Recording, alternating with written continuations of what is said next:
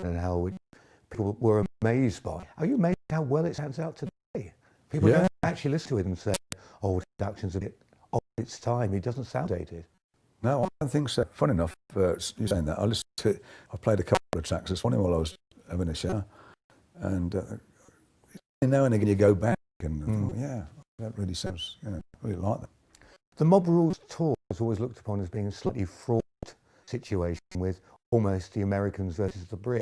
Because in the Live Evening album, of course, happened, and there were stories about Ronnie creeping into the studio to have the vocals turned up, and Geezer doing the same with the bass.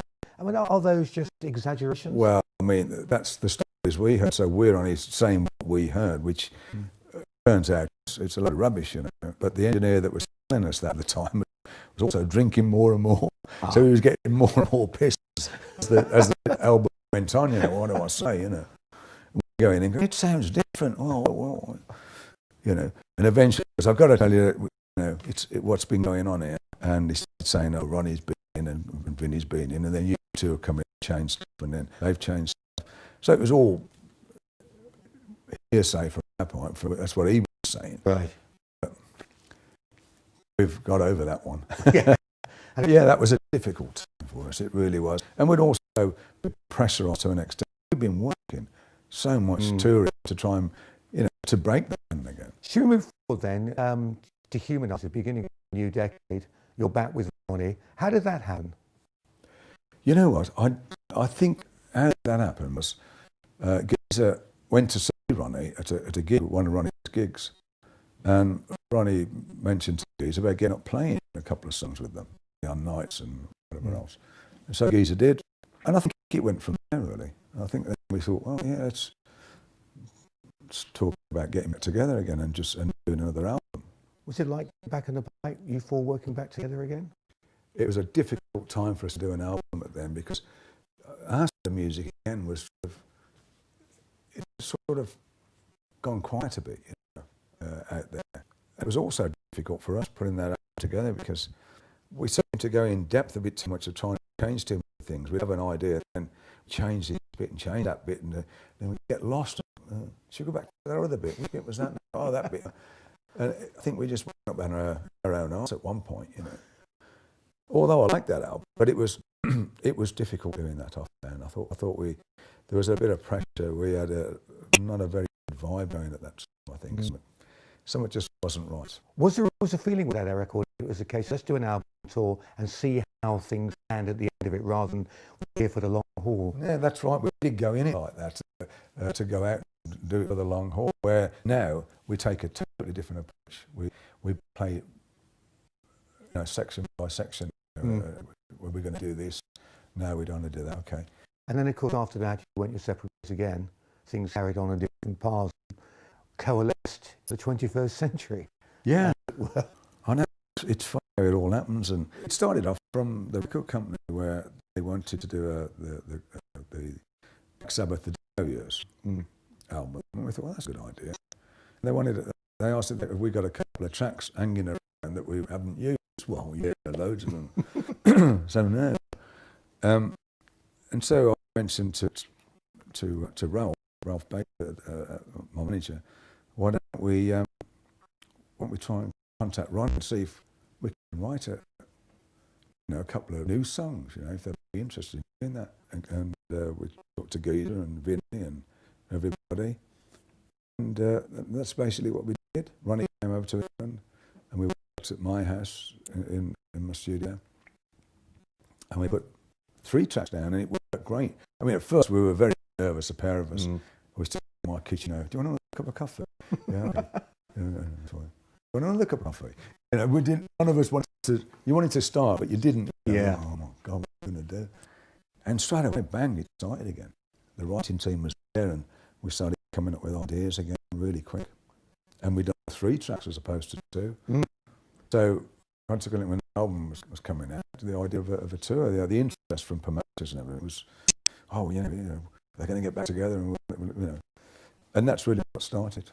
And he came up with the name of Heaven and Hell this time, which freed you from much of the baggage of the past. Well, it does, but I think the idea was, as I say again, we took it in stages, and we didn't know how long it was going to last. We thought, well, we just do this tour. And that's what we planned, we'd just do this bit.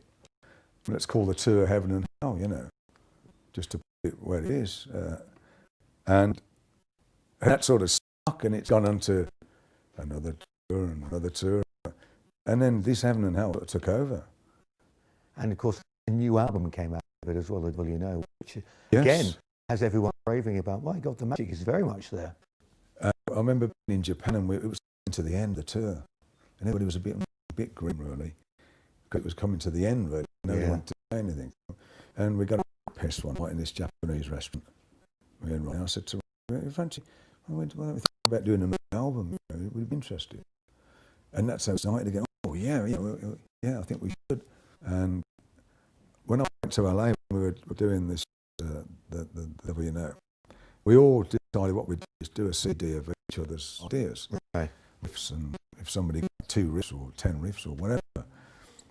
So I went with my CD, and we got together at Ronnie's house and started playing bits of everybody and put them all on one, picked the ones out we wanted to use. Oh, I like that one. I don't like that one much. I like that one. Out of each one. And it was a great, so it was a bit of a, everybody put something into it. Do you think those breaks you've had over the years, albeit not intentional, have actually enhanced the quality of what you've done when you got back together? I think so. I think you've got to try and learn to pick the things up and realise what's missing, you know. And when you get back together, you appreciate what you've got with that lineup. And it's such a good lineup and such a good musical ideas. That's been the key to this at the moment. We haven't planned anything. Whether that's a good idea or not, I don't know. Apart from this tour coming up, but we haven't sort of said we're going to be around another 2 years and we're going to do this and do that. Now we've just gone on and done it, taken it in its stride. I don't know what we're going to do on this tour. I don't know what we're going to do next, but it's going to be good, whatever it is. I know we won't allow anything that's not. I first met Ronnie in 1979, 80, when we were in Los Angeles. We went over there to do an album with Ozzy, and it didn't work out. And I met Ronnie at a party, funny enough, and we were talking about just doing something together. And so that's what we did. We sort of arranged Ronnie to come up, and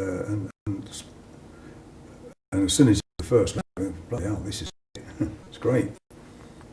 And from then on, it just went. It just took. When I first heard he was diagnosed, knowing Ronnie never gives up on things. He always is a fighter, you know. And I thought, well, you know, he'll pull through on this. He will. And we all thought that. We all thought that, because he was the type of person he wouldn't give in. He's a taken out of him. He was with him a lot of the time. He'd go and see him at the house and the hospital and say, Vinny, you know. It was quite a good relationship, well, very good relationship. And it got better over the years. You know, we've all had our ups and downs, and like everybody does. But at the end of the day, we all loved each other and really cared for each other. And you know, this last time was fantastic. Everything was smooth. That's it. It was too good to be true. It was going really well, and we were getting on famously, all of us. It's only now, since his passing, that all the people are coming out saying how great he was. You know, I mean, the people have said how great he was before, but more and more, you know, more musicians, because he was.